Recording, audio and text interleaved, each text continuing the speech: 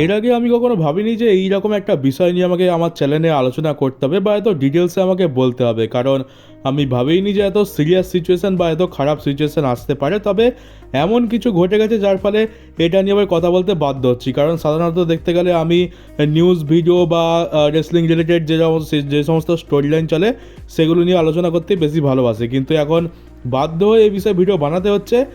আর যেটা বলবো যে আমরা যে ডাব্লিউডব্লিউকে এত বছর ধরে চিনতাম সেই ডাব্লিউডব্লিউ কিন্তু এখন আর একদমই নেই, পুরোপুরি চেঞ্জ হয়ে গেছে। আর বলতে পারো যে টিকেও গ্রুপ ডাব্লিউডব্লিউকে পুরোপুরি ধ্বংস করে দিচ্ছে, একদম শেষ করে দিচ্ছে। আর একজন ডাব্লিউডব্লিউর বড় ফ্যান আর রেসলিং ক্রিয়েটার হিসাবে আমার দায়িত্ব যে আমার অডিয়েন্সকে এই সমস্ত বিষয় অবগত করা।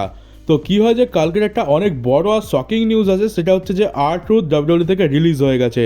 ডাব্লিউডব্লিউ R-Truthকে রিলিজ করে দিয়েছে। R-Truth তার টুইটারেতে এটা জানায় যে তার কন্ট্রাক্ট আর ডাব্লিউডব্লিউ রিনিউ করেনি, ডাব্লিউডব্লিউ তাকে নতুন কোনো কন্ট্রাক্ট কভার করেনি। ডাব্লিউডব্লিউর মতে R-Truth-এর আর কোনো রকম ইউজ নেই ডাব্লিউডব্লিউতে, এবার R-Truth ডাব্লিউডব্লিউ কোম্পানি ছেড়ে চলে যেতে পারে। তো কন্ট্রাক্ট যেহেতু তাকে অফার করা হয়নি, তো এবার তাকে বাধ্য হয়ে চলে যেতেই হবে। তো এখান থেকে হয়ে গেল সে রিলিজ।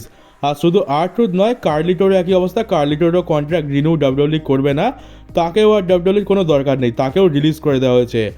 R-Truth-এর রিলিজটা তো আমি বলবো ব্রন স্ট্রোম্যানের রিলিজের থেকেও বেশি শকিং, কারণ ব্রন স্ট্রোম্যান তো এর আগেও রিলিজ হয়েছে, তো সেটা নিয়ে আমার বেশি কিছু বলার নেই।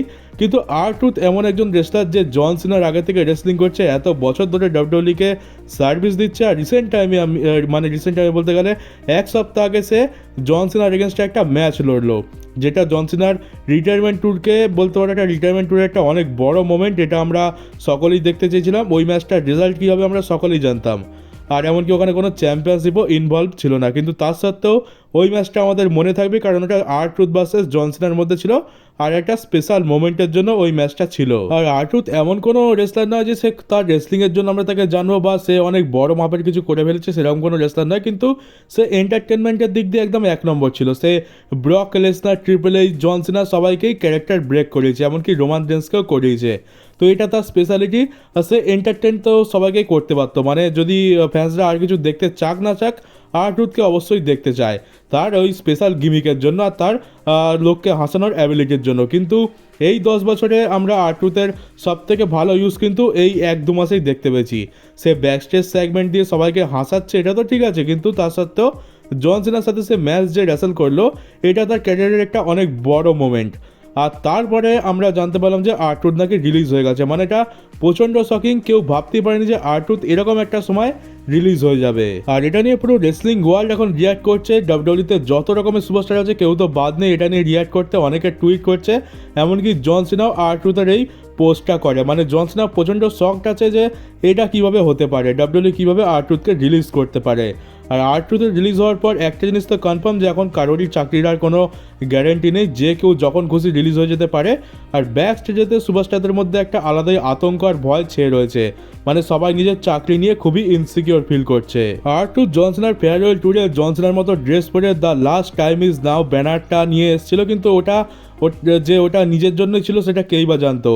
R-Truth-এরই লাস্ট টাইম ইজ নাও হয়ে গেছে, মানে এটা খুবই দুঃখের বিষয়, খুবই শকিং জিনিস হয়ে গেছে। আর এর ফলে ফ্যান্সরা কিন্তু প্রচণ্ড রেগে আছে, প্রচণ্ড শকড হয়ে আছে, মানে ফ্যান্সরা কীভাবে রিয়্যাক্ট করবে সেটাই বুঝতে পারছে না।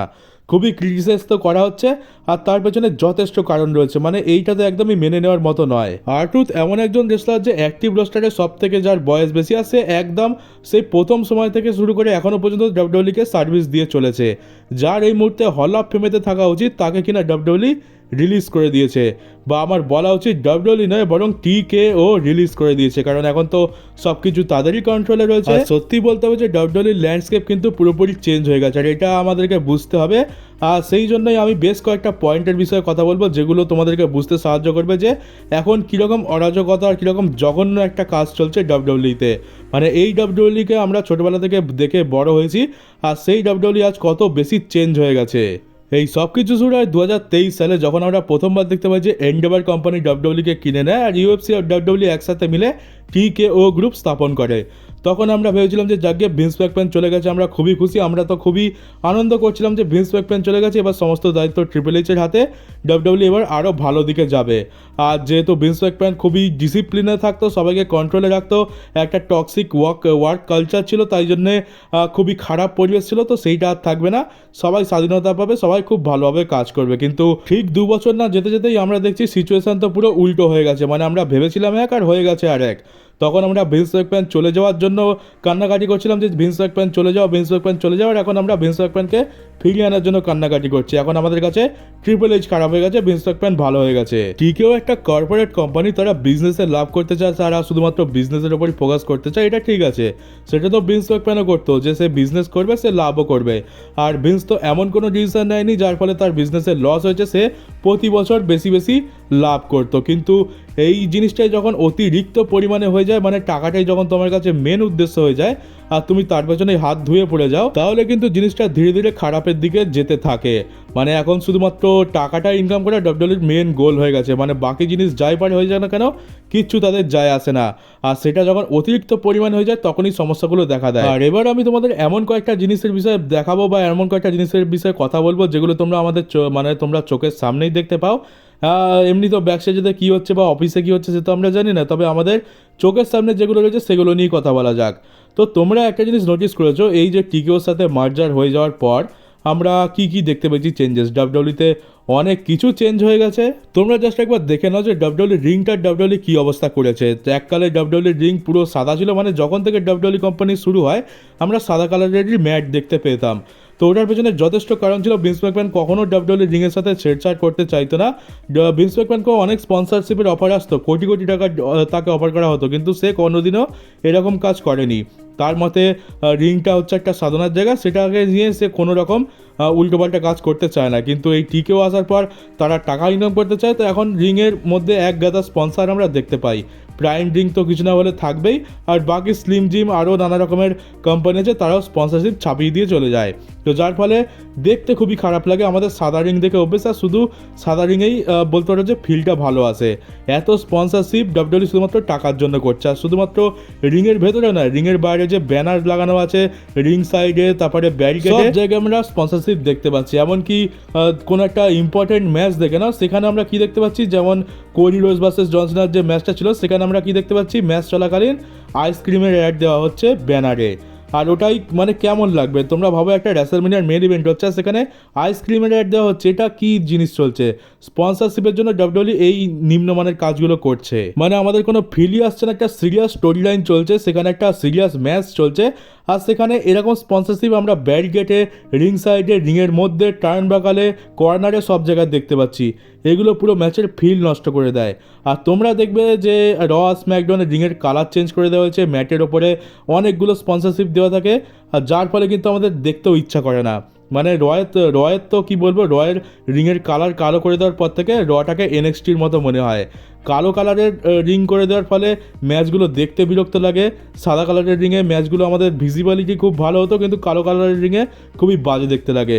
যতই ভালো লাইটিং করুন না কেন, ওই কালো কালারের জন্য যেন মনে হয় যে অন্ধকার অন্ধকার ফিল হচ্ছে আর বাজে লাইটিং হয়েছে, আর তার উপরে এক গাদা স্পন্সরশিপ। আর ঠিক একই জিনিস আমরা স্ম্যাকডাউনে দেখতে পাই, নীল কালারের ম্যাট করে দেওয়া হচ্ছে, যার ফলে ভিজিবিলিটি বহুত খারাপ হয়ে গেছে। সাদা রিংয়ের মধ্যে একটা ম্যাচ দেখা আর অন্য কালারের রিংয়ের মধ্যে ম্যাচ দেখা আকাশ পাতাল পার্থক্য, যার ফলে ম্যাচ দেখার এক্সপিরিয়েন্সও খুব খারাপ হয়ে যায়, আর আমাদের দেখতে ইচ্ছাও করে না। আর তার উপরে তো এই স্পন্সরশিপের ছাপানোটা রয়েছেই। তো এইগুলো WWE করছে কেন? বেশি বেশি টাকা পাওয়ার জন্য, কারণ যত বেশি স্পন্সরশিপ ছাপাবে তত বেশি তারা টাকা পাবে। আর তার উপরে এবার স্টেজের কথা বলি, WWE স্টেজের মান কত বেশি নেমে গেছে। আগে আমরা থিম অনুযায়ী স্টেজ দেখতে পেতাম, বড় বড় স্টেজ দেখতে পেতাম, উইকলি হতো WWE কত ভালো স্টেজ বানাতো, একটা থিম থাকতো। কিন্তু এখন স্টেজের নামে একটা লম্বা স্ক্রিন দিয়ে দিয়েছে, তার পেছনে কারণ হচ্ছে ছোট স্টেজ হবে আর একটা সিম্পল যদি স্টেজ হয় তাহলে প্রোডাকশানের খরচও বেঁচে যাবে। আর আরেকটা বড় লাভ হচ্ছে যে WWE সাইডে এমনকি স্টেজের পেছনে লোক বসাতে পারবে, যেটা আগে হতো না। অনেকটা জায়গায় স্টেজ নিয়ে নিত, যার ফলে দর্শকদের বসার জায়গা কমে যেত। কিন্তু এখন যেহেতু ছোট স্টেজের কারণে দর্শকদের বসার জায়গা বেড়ে গেছে, তাই বেশি পরিমাণ টিকিট বিক্রি হবে আর বেশি টাকা তারা ইনকাম করতে পারবে। তো এইটাও কিন্তু টাকা ইনকাম করার জন্যই করা হচ্ছে। আর তার উপরে আরেকটা জিনিস হচ্ছে যে আমরা ম্যাচ চলাকালীন উইকলি শোতে অতিরিক্ত পরিমাণ কিন্তু আমরা কমার্শিয়াল ব্রেক দেখতে পাচ্ছি, যেটা কিন্তু আগে হতো না। এখন আমরা মানে অ্যাড দেখতে দেখতে আমাদের বিরক্ত লেগে যায়। আর তাছাড়া তোমরা দেখে থাকবে যে কোনো একটা ম্যাচ চলাকালীন বা র বা স্ম্যাকডাউন হওয়ার সময় এখন আমরা সেলিব্রিটিদের বেশি ইউজ দেখতে পাচ্ছি। আমরা রিং সাইডে অনেক রকম সেলিব্রিটি দেখতে পাই যাদেরকে আমরা চিনিও না, আমেরিকানসরা ভালো চিনবে, আর তারা রিং সাইডে রয়েছে, যাতে আমরা খুব একটা রিয়াকশান তো দেখতে পাই না, ক্রাউডের মানে তেমন কিছু যায় আসে না। কিন্তু এগুলো করা হচ্ছে কেন? সেলিব্রিটিরা যদি আসে তাদের যে ফ্যানরা রয়েছে তারাও কিন্তু অ্যাট্রাক্ট হবে, যার ফলে কিন্তু ডাব্লিউডাব্লিউইর টাকাতে অনেক বেশি লাভ হবে। মানে এই জিনিসটা আমাদের জন্য খুব একটা ইম্পর্টেন্ট নয়, বেশ ইরিটেটিং, কিন্তু সোশ্যাল মিডিয়াতে এই জিনিসটা অনেক বেশি ভিউ আসবে আর সেখান থেকে টাকাও ইনকাম করতে পারবে। তোমরা ভেবে দেখো যদি টম ক্রুজ ডাব্লিউডাব্লিউই রিংয়ের মধ্যে চলে আসে বা রিং সাইডে থাকে, তাহলে যারা টম ক্রুজের ফ্যান রয়েছে, যারা হলিউডের ফ্যান রয়েছে, তারা যদি ডাব্লিউডাব্লিউই নাও দেখে থাকে তারাও কিন্তু এই দিকে অ্যাট্রাক্ট হবে।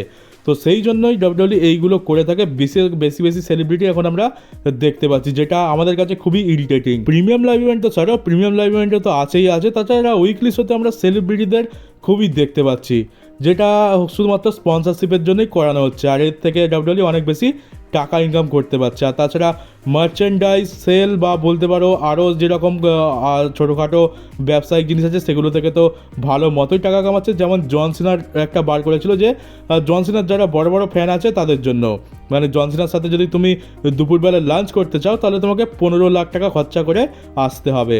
তুমি 15 লাখ টাকা দাও, মানে আমাদের ভারতীয় টাকার কথা বলছি, ওটা ডলারে অন্য একটা স্ট্যাট দাঁড়ায়, তো 15 লাখ টাকা দাও আর জন সিনার সাথে লাঞ্চ করো। এরকম একটা স্কিম বের করেছিল কিছুদিন আগে ডাব্লিউডাব্লিউই। তো তোমরা বুঝতে পারছো কীভাবে ডাব্লিউডাব্লিউই টাকা কামাচ্ছে। মানে শুধুমাত্র তোমার ফেভারিট সুপারস্টার যাকে দেখে তুমি বড় হয়েছো, তোমার হিরো যে, তার সাথে লাঞ্চ করার জন্য তুমি 15 লাখ টাকা খরচা করবে? এটা কিরকম ধরনের বিজনেস চলছে? এটা বিজনেস তো নয়, এটা ইমোশন নিয়ে খেলা হচ্ছে। আর তারপর দেখে নাও যে তোমরা যে ডাব্লিউডাব্লিউতে এত ঘন ঘন প্রিমিয়াম লাইভ ইভেন্ট কেন হচ্ছে। আগে কি হতো যে ভিন্স ম্যাকম্যান 1-2 মাস ছাড়া ছাড়া কিংবা 2-2.5 মাস ছাড়া ছাড়া একটা করে প্রিমিয়াম লাইভ ইভেন্ট করতো, কিন্তু এখন ঘন ঘন প্রিমিয়াম লাইভ ইভেন্ট হচ্ছেই বা কেন? 10 দিন পর পর, 20 দিন পর পর আমরা শো দেখতে পাচ্ছি। এর কারণ হচ্ছে প্রিমিয়াম লাইভ ইভেন্টে বেশি পরিমাণ দর্শক আসবে, বেশি টিকিটের দাম হবে, যার ফলে ডাব্লিউডাব্লিউ বেশি বিজনেস করতে পারবে। আর প্রিমিয়াম লাইভ ইভেন্টে স্পন্সরশিপও বেশি দেখতে পাওয়া যায়। আমরা প্রত্যেকটা ম্যাচের আলাদা আলাদা স্পন্সর দেখতে পাই, যার ফলে ডাব্লিউডাব্লিউ মোটা টাকা কামায়। এই জন্যই কিন্তু এত ঘন ঘন প্রিমিয়াম লাইভ ইভেন্ট করানো হচ্ছে। আর যার ফলে স্টোরি লাইনের অনেক ক্ষতি হচ্ছে, স্টোরি লাইন তো তৈরি করার সুযোগই পাচ্ছে না। আর তার মাঝখানে প্রিমিয়াম লাইভ ইভেন্ট চলে আসছে, যার ফলে না তো রেসলম্যানিয়া নিয়ে হাইপ ছিল, না তো ব্যাকল্যাশ নিয়ে হাইপ, না তো স্যাটারডে নাইট মেন ইভেন্ট, আর না তো মানি ইন দ্য ব্যাংক নিয়ে মানুষের মধ্যে কোনো রকম হাইপ রয়েছে। আর তোমরাই জাস্ট একবার ভেবে দেখো, রেসলম্যানিয়াকে আগে কত বড় করে আমরা দেখতাম। মানে রেসলম্যানিয়া যখন আসতো তখন আমরা ওটাকে একটা ফেস্টিভ্যাল হিসেবে দেখতাম, মানে অনেক বড় জিনিস হচ্ছে, আমরা কি না কি দেখতে পেয়ে যাবো। কিন্তু এই বছর কি আমরা ওটা একবারও ফিল করেছি? আমাদের তো ফিলই হয় না। রেসলম্যানিয়া আমরা জানি যে ডাব্লিউডাব্লিউর সব থেকে বড় ইভেন্ট, তাই ঠিক আছে দেখে নেবো, যদি কিছু ভালো হয় তো হয়ে যাবে, এরকম একটা ব্যাপার হয়ে গেছে। আর তার পেছনে কারণ হচ্ছে যে ডাব্লিউডাব্লিউ এইভাবে শুধুমাত্র বিজনেস করতে চাইছে। তারা স্টোরি লাইনের উপর মনোযোগ দিতেই চায় না। তারা কি হচ্ছে না হচ্ছে, ফ্যান্সরা কি দেখছে না দেখছে, সেটা তাদের কোনো ব্যাপারই নয়। তারা শুধুমাত্র দামি দামি টিকিট বিক্রি হবে আর তারা যা করে শো অর্গানাইজ করে দেবে, সেলিব্রিটি আনবে, অ্যাট্রাকশন গ্র্যাব করবে, তারা সোশ্যাল মিডিয়া থেকে টাকা কামাবে, তারা অফলাইন থেকে টাকা কামাবে, এটাই তাদের মেন উদ্দেশ্য হয়ে গেছে। ফ্যান্সরা স্টোরি লাইন থেকে মজা পাচ্ছে কি পাচ্ছে না তাদের কিচ্ছু যায় আসে না। ফ্যান্সরা শুধুমাত্র টিকিট কিনুক বেশি দাম দিয়ে আর গাদা গাদা মার্চেন্ডাইজ কিনুক, তাদের বিজনেসের লাভ করাক, এটুকুই তারা চায়। আর এখন তোমরা দেখবে যে প্রায় এখন ডাব্লিউডাব্লিউ বলছে যে তাদের সমস্ত রেকর্ড ভেঙে যাচ্ছে, তারা এই প্রিমিয়াম লাইভ ইভেন্ট থেকে একদম রেকর্ড ব্রেকিং ইনকাম করেছে। তো সেগুলো হবে না কারণ এখন টিকিটের দাম যা বেড়ে গেছে, যেটা এককালে 300 টাকা ছিল সেটা এখন হয়ে গেছে 2000 টাকা। তো এত বেশি টিকিটের দাম করলে ডাব্লিউডাব্লিউ লাভ তো অবশ্যই হবে, কারণ আগে আগে 10 জন টিকিট কেটে যে টাকাটা আসতো সেটা একজন টিকিট কেটে চলে আসছে, তাহলে লাভ তো ডাব্লিউডাব্লিউ অবশ্যই করবে। তো এরম করলে তো ডাব্লিউডাব্লিউর লাভ তো হবেই, আর তাদের ইনকামেরও অনেক রেকর্ডও ভাঙবে, তো সেইটা তো স্বাভাবিক। আর আরেকটা জিনিস দেখো, যে এই যে ডাব্লিউডাব্লিউ নিউ অরল্যান্স থেকে রেসলম্যানিয়াকে সরিয়ে দিল, এটার পেছনে কারণ কী ছিল? মানে তোমরা কখনো কি দেখেছো রেসলম্যানিয়ার ডেট ফাইনাল হয়ে গেল, সব কিছু ফাইনাল হয়ে গেল, তারপর সরিয়ে দেওয়া হলো? এর পেছনে কারণ হচ্ছে যে ডাব্লিউডাব্লিউ টিকিটের দাম আরও বেশি করতে চায়, আর তাদের মতে নিউ অরল্যান্সের যারা আছে তারা অত বেশি টাকা খরচা করে দেখতে আসবে না, তাই তারা এটা চায় যে লাস ভেগাসই যেন আবার হয়। কারণ লাস ভেগাস হচ্ছে বড় লোকদের শহর, লাস ভেগাস হচ্ছে বিজনেসম্যানদের শহর, সেখানের লোকরাই এত বেশি টাকা দিয়ে টিকিট কেটে দেখতে আসতে পারবে। তবে তারা তো আর রেসলিং ফ্যান নয়, কারণ যারা এত টাকা দিয়ে টিকিট কেটে দেখতে আসবে তারা হয় সেলিব্রিটি, নয় অনেক বড় লোক, আর নয়তো বিজনেসম্যান, আর তাদের তো ডাব্লিউডব্লিউ দেখার সময়ও নেই, তারা রেসলিং ফ্যানও নয়। রেসলিং ফ্যান কারা? আমাদের মতো যারা রোজ ভোরবেলা উঠে ডাব্লিউডব্লিউ দেখে, এরা হচ্ছে রেসলিং ফ্যান। কিন্তু তোমরা ভেবে দেখো আমাদের কি সাধ্যের মধ্যে আসে যে আমরা 70 লাখ টাকা দিয়ে টিকিট কেটে ডাব্লিউডব্লিউ দেখতে যাব? ধরো আমাদের শহরে যদি কোনোদিন রেসলম্যানিয়া হয়, তার টিকিটের দামই হবে 80 লাখ টাকা, তাহলে কি আমাদের পক্ষে সম্ভব হবে সেটা দেখতে যাওয়া? এটা শুধুমাত্র ওই বড়লোক বিজনেসম্যান, নেতা মন্ত্রী, ওদের পক্ষেই সম্ভব। তো এটা থেকে তো এটা পরিষ্কার হয়ে গেল যে ডাব্লিউডব্লিউ শুধুমাত্র আমাদের মতো যারা পিওর রেসলিং ফ্যান তাদের জন্য এখন আর একদমই নয়, এটা বড় লোকদের প্রোডাক্ট হয়ে গেছে, যারা এন্টারটেনমেন্টের জন্য টাকা অঢেল খরচা করতে রাজি আছে। আর তোমরাই ভেবে দেখো, নেটফ্লিক্সের উপর ডাব্লিউডব্লিউ এখন চলে গেছে। নেটফ্লিক্সে ডাব্লিউডব্লিউ বেশি টাকা ইনকাম করতে পারছে, তাদের সাবস্ক্রিপশানের দাম বেড়ে গেছে। তো তোমরা একবার ভেবে দেখো, আমাদের মতো রেসলিং ফ্যানরা তো নেটফ্লিক্সের সাবস্ক্রিপশান অ্যাফোর্ডই করতে পারে না। তো আমাদের জন্য যদি ডাব্লিউডব্লিউ ভাবতো, তাহলে কেনই বা তারা নেটফ্লিক্সে যাবে? নেটফ্লিক্সে তারাই খরচা করতে পারবে যাদের কাছে এন্টারটেনমেন্টের জন্য অঢেল টাকা রয়েছে।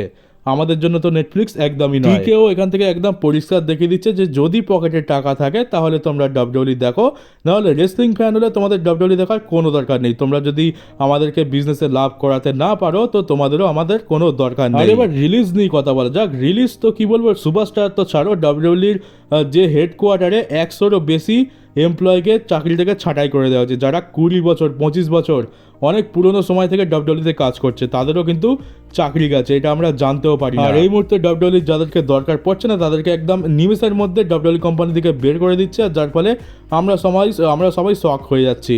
আর আর্ট্রুথ তো রিলিজ হয়ে গেছে, আর এবার কদিন পর দেখবো মিজ রিলিজ হয়ে যাচ্ছে, এজে স্টাইলস, রে মিস্টেরিও, ফিন বেলার, ড্রু ম্যাকিন্টায়ার, জিমি উসো পর্যন্ত রিলিজ হয়ে যেতে পারে। এখন কারোরই চাকরির কোনো গ্যারেন্টি নেই। আর আমরা ট্রিপল এইচকে দোষারোপ করি, কিন্তু দেখতে গেলে ট্রিপল এইচেরও তো এমন কোনো দোষ নেই। তার দোষটা হচ্ছে যে সে ক্রিয়েটিভ কন্ট্রোলসের হেড, সে স্টোরি লাইন ভালো দিতে পারছে না। কিন্তু এই যে রিলিজ হচ্ছে, টিকিটের দাম আকাশ ছোঁয়া হচ্ছে, ডাব্লিউডব্লিউ শুধুমাত্র স্পন্সরশিপের পেছনে দৌড়ে প্রোডাকশন কোয়ালিটি আর আমাদের দেখার এক্সপিরিয়েন্সটা খারাপ করছে, এগুলো তো টিকেও গ্রুপই শুধুমাত্র করছে। এখানে তো আমরা নতুন করে ট্রিপল এইচকে দোষ দিতে পারছি না, টিকেও তাকে যেমনভাবে চালাচ্ছে তাকে বাধ্য হয়ে তেমনভাবেই চলতে হচ্ছে। আর যদি ট্রিপল এইচ তাদের দরকার পূরণ করতে না পারে, তাহলে ট্রিপল এইচকেও কিন্তু ডাব্লিউডব্লিউ কোম্পানি রিলিজ করে দেবে। ট্রিপল এইচ শুধুমাত্র একটা হাতের পুতুল হয়ে রয়ে গেছে টিকেও গ্রুপের।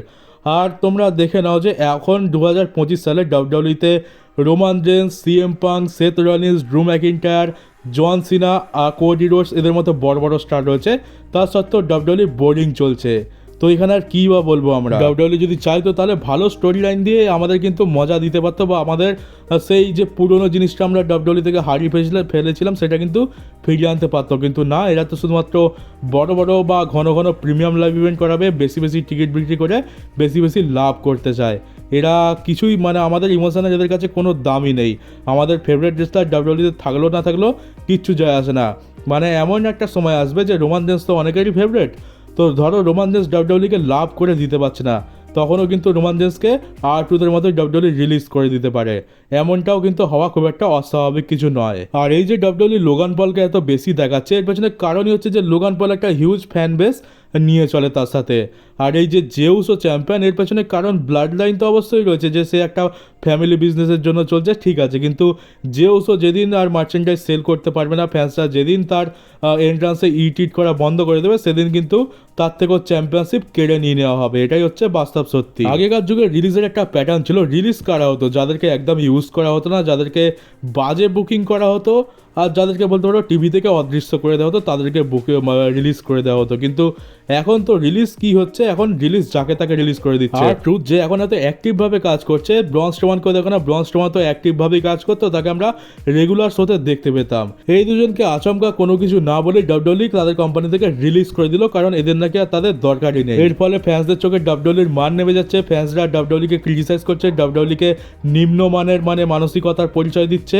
কিন্তু এতে তাদের কিচ্ছু যায় আসে না, তাদের সম্মান যাক, তাদের কেউ পছন্দ করুক না করুক, তাদের ইনকাম হওয়াটাই মেন কথা। আর এটা যদি শুধুমাত্র ইনকামের মধ্যে থাকতো তাহলে ঠিক থাকতো। ভিন্স ম্যাকম্যান ইনকাম করতো খুব ভালো মতো, আর তারা সেরকম প্রোডাক্টও দিত। কিন্তু এরা প্রোডাক্ট তো প্রোডাক্টের কথা তো ভুলেই যাও, এটা হচ্ছে বেশি ইনকাম, মানে ম্যাক্সিমাম ইনকামটা কত হতে পারে। তারা যদি কোনো শো থেকে $10 মিলিয়ন ইনকাম করে, তাহলে চাইবে যে সেটা যেন জোর জবরদস্তি $20 মিলিয়ন নিয়ে যাওয়া যাক, মানে একদম নিংড়ে নিয়ে জোর জবরদস্তি বেশি ইনকাম করে নেওয়াটাই এদের উদ্দেশ্য।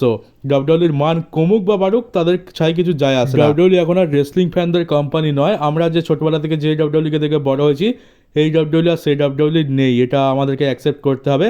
আর টিকেও ডাব্লিউডাব্লিউকে পুরোপুরি বরবাদ করে দিচ্ছে, তার ব্র্যান্ড ভ্যালু ফ্যান্সদের চোখে প্রচণ্ড নেমে যাচ্ছে, সম্মান হারাচ্ছে, কিন্তু এতে তাদের কিছু যায় আসে না। কারণটা হচ্ছে যে আমরা কিন্তু ডাব্লিউডাব্লিউতে বেশি টাকা খরচা করতে পারবো না। আমরা রেসলিং ফ্যান বটে, কিন্তু আমরা কি অত লাখ টাকা দিয়ে টিকিট কেটে দেখতে পারবো, নাকি আমরা নেটফ্লিক্সের সাবস্ক্রিপশন কিনে ডাব্লিউডাব্লিউ দেখতে পারবো? আমরা তাদের কাছে কিছু ম্যাটারই করে না। ম্যাটার করে বড় বড় বিজনেসম্যান, সেলিব্রিটি, যারা ডাব্লিউডাব্লিউতে দামি আর বড় স্পন্সরশিপ নিয়ে আসতে সাহায্য করবে, সোশ্যাল মিডিয়াতে বেশি মিলিয়ন ভিউজ এনে তাদের সোশ্যাল মিডিয়া থেকে ইনকাম করতে সাহায্য করবে। আর যারা 70-80 লাখ এমনকি 1 কোটি টাকা দিয়ে টিকিট কিনেও তাদের এরিনা সোল্ড আউট করবে।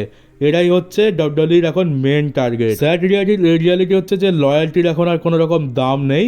ডাব্লিউডাব্লিউ সুপারস্টারদের লয়্যালটিও কোনো কাজে আসছে না, আর আমাদের রেসলিং ফ্যানদের লয়্যালটি সে তো ডাব্লিউডাব্লিউ গলা টিপে অনেক দিন আগেই মেরে ফেলেছে। আর যখন আমরা পরের বছর রেসলম্যানিয়া কোথা থেকে হবে আর তার টিকিটের দাম শুনবো, সেটা আরও বেশি করে পরিষ্কার হয়ে যাবে। আর টিকিটের দাম তো আমার তো পুরো কনফার্ম যে এবারে কম করে হলেও 60-70 লাখ টাকা তো হতেই চলেছে টিকিটের দাম। সে শো ভালো হোক আর খারাপ হোক, আর যদি শোয়ে টিকিট সোল্ড আউট না হয় তাহলে তো ডাব্লিউডাব্লিউর কাছে উপায় রয়েছেই। জন সিনা রয়েছে, তারপর দ্য রক রয়েছে, এদেরকে আনিয়ে তারা টিকিট ঠিক বিক্রি করেই দেবে। আমরা এলিমিনেশন চেম্বারে তো দেখলাম, এলিমিনেশন চেম্বারটা জন সিনার হিল টানের জন্য নয়, বরং টিকিট বিক্রি হচ্ছে না সেই জন্য রককে নিয়ে আসা হলো। আর রেসলম্যানিয়ার টিকিট বিক্রি হচ্ছিল না সেই জন্য জন সিনার হিল টার্নটা এলিমিনেশন চেম্বারে করেই দেওয়া হলো।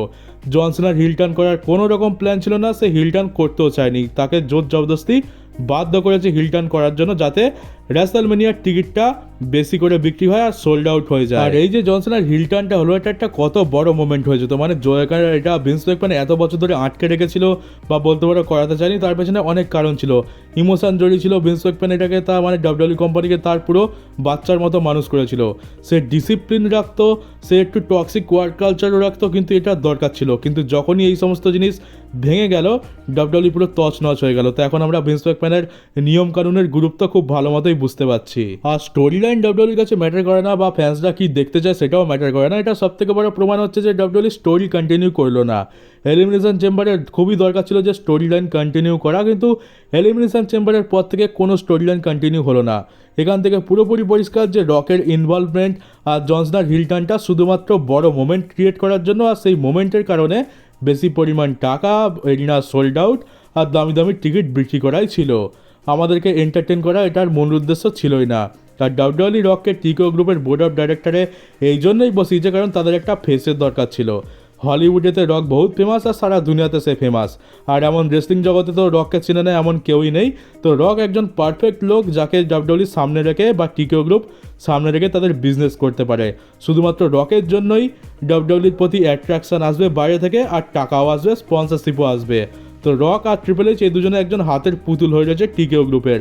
এদেরকে ইউজ করে তারা তাদের স্বার্থ সিদ্ধি করছে। তো এটা খুবই স্যাড জিনিস, মানে আমরা এত বছর ধরে যেটা দেখে এলাম আর এখন গিয়ে যেটা হচ্ছে সেটা সত্যি মেনে নেওয়ার মতো নয়। আমাদের চোখের সামনে আমাদের পছন্দের ডাব্লিউডাব্লিউ পুরোপুরি ধ্বংস হয়ে যাচ্ছে, আর সেটা আমাদেরকে দেখতে হচ্ছে। আমাদের এর থেকে তো করার বেশি কিছু নেই। আমরা রেসলিং ফ্যান, আর রেসলিং ফ্যানদের গুরুত্ব তো মানে রেসলিং ফ্যানদের জায়গায় ডাব্লিউডাব্লিউ চোখে আঙুল দিয়ে দেখিয়ে দিয়েছে যে তোমাদের অকাত এটুকুই, তোমরা দেখতে হয় দেখো, না হলে দেখো না। টাকা খরচা করতে পারলে করো, আর না হলে তোমাদের জন্য এইসব ডাব্লিউডাব্লিউ জিনিস নয়। তো এবার থেকে আমরা যখন ডাব্লিউডাব্লিউ দেখবো আমাদের এই জিনিসটা মাথায় রেখে চলতে হবে। আর হয়তো যদি কোনো দিন ভবিষ্যতে কিছু বদলায়, যেমনটা শুনছি যে ভিন্স ম্যাকম্যান আবার কোম্পানি কিনে নেওয়ার চেষ্টা করছে, সেটা যদি হয়ে যায় একমাত্র তাহলেই আমাদের কপাল বদলাবে, না হলে তো কিচ্ছু হওয়ার নেই। আর এই যে এত কিছু ফ্যান্সরা ইরিটেট হচ্ছে, ফ্যান্সরা মানে বলতে পারো যে ক্রিটিসাইজ করছে, এর ফলে কোনো লাভ হবে তো বলে মনে হচ্ছে না। কারণ একটা জিনিস তো বুঝে গেছি যে টিকো গ্রুপের ফ্যান্সরা কি বললো না বললো তাদের কিছু যাই আসে না। ফ্যান্সদের ইমোশন, ফ্যান্সদের লয়্যালটি এগুলো ম্যাটার করে না। তারা শুধুমাত্র স্পন্সরশিপ, তাদের বিজনেস, তাদের ম্যাক্সিমাম ইনকাম, এগুলোই তাদের হচ্ছে মেন ফোকাস। তো জানি না আদৌ কোনো দিন কিছু বদলাবে কিনা। একটা সময় ছিল যে যখন আমরা মেন স্টোরি লাইন বাদেও আমরা যে সমস্ত ছোটোখাটো স্টোরি লাইন চলতো সেগুলোর জন্য ম্যাচেস দেখতাম বা প্রিমিয়াম লাইভ ইভেন্ট দেখতাম বা র স্ম্যাকডাউন দেখতাম। তখন মিড কার্ড টাইটেলেরও অনেক ভ্যালু ছিল, ট্যাগ টিম টাইটেলেরও অনেক ভ্যালু ছিল, এমনকি ছোটোখাটো রেসলারদের মধ্যে যে সমস্ত নন টাইটেল ফিউড হতো সেগুলো আমরা দেখতে পছন্দ করতাম। কিন্তু এখন শুধুমাত্র মেন একটা স্টোরি লাইন থাকবে, তার সাথেই সেটাকে নিয়েই ডাব্লিউডাব্লিউ ভাঙিয়ে খাবে। আর বড় জোর যদি টিকিট সেল না হয় কোনো একটা জায়গায় রককে নিয়ে চলে আসবে বা জনসনের একটা বড় ম্যাচ অ্যানাউন্স করে দেবে। স্টোরি লাইনের বিল্ড আপের কোনো টাইমই দেবে না ট্রিপল এইচকে, আর ট্রিপল এইচ তো এমনিতেও ভালো কিছু করতে পারছে না। তো এখান থেকে তো আমাদের কোনো রকম আশা রাখাই উচিত নয়। তো জাস্ট কী আর বলবো, খুবই এটা দুঃখের বিষয়। আর এই ভিডিওটা অনেক বেশি লম্বা হয়ে গেল, কারণ অনেক কিছু তোমাদেরকে বোঝানোর ছিল, আর এটা আমার মনে হয় এটা তোমাদেরকে বোঝানো দরকার তো ছিল। তোমরা ইমোশন নিয়ে তোমাদের পুরো জোর দিয়ে ডাব্লিউডাব্লিউকে দেখছো, সাপোর্ট করছো, তোমরা বলছো একে ভালো বুকিং দেওয়া হচ্ছে না, ওকে ভালো বুকিং দেওয়া হচ্ছে না, কিন্তু এর পেছনে অনেক বড় একটা গেম চলছে, যেটা আমাদেরকে বুঝতে হবে। কোনো কিছুই এখন আর আগের মতো নেই। এখন যার দরকার আছে সেই ডাব্লিউডাব্লিউতে থাকবে, আর যার দরকার নেই তাকে লাথি মেরে কোম্পানি থেকে যখন খুশি বের করে দেওয়া হবে। এমনকি ট্রিপল এইচ, রোমান রেন্স এরাও আর ম্যাটার করে না। যেদিন রোমানের দরকার মিটে যাবে সেদিন রোমানকে রিলিজ করে দেওয়া হবে, যেদিন সেথ রলিন্সের দরকার মিটে যাবে সেদিন সেথ রলিন্সকে রিলিজ করে দেওয়া হবে। আর যখন দেখবে যে ট্রিপল এইচের দরকার ফুরিয়ে গেছে তখন ট্রিপল এইচেরও দিন শেষ হয়ে আসবে। এটা একটা অনেক বড় স্যাড রিয়ালিটি হয়ে গেছে, আর এখন যা ঘটছে তার থেকে তো এটা প্রমাণ হয়েই যাচ্ছে। তো চলো গাইজ, এই ভিডিও এই পর্যন্ত ছিল। তোমরা আশা করি সমস্তটা বুঝতে পেরেছো, আর তোমরা এরপর থেকে বুঝে শুনে ডাব্লিউডাব্লিউর উপর আস্থা রাখবে আর নিজেদের ইমোশনগুলোকে কন্ট্রোলে রাখবে। আর আমিও চেষ্টা করব যে সেটাই যেন আমি করতে পারি। আমাদের ফেভারিট সুপারস্টাররা এখন শুধুমাত্র একটা প্রোডাক্ট হয়ে গেছে, একটা পণ্য হয়ে গেছে। তারা যদি বিক্রি হয়, তাদের থেকে যদি টাকা ইনকাম হয়, তাহলে তারা দোকানে থাকবে, আর না হলে তাদেরকে দোকান থেকে বের করে দেওয়া হবে। এটাই হচ্ছে এখনকার রিয়ালিটি। তো চলো গাইজ, নতুন হয়ে থাকলে চ্যানেলটাকে সাবস্ক্রাইব করে নোটিফিকেশন বেলটিকে অবশ্যই অন করে দেয়, পারলে ভিডিওটাকে শেয়ারও করতে ভুলো না। দেখা হচ্ছে তোমাদের সাথে একটা নতুন নিউজ ভিডিওতে।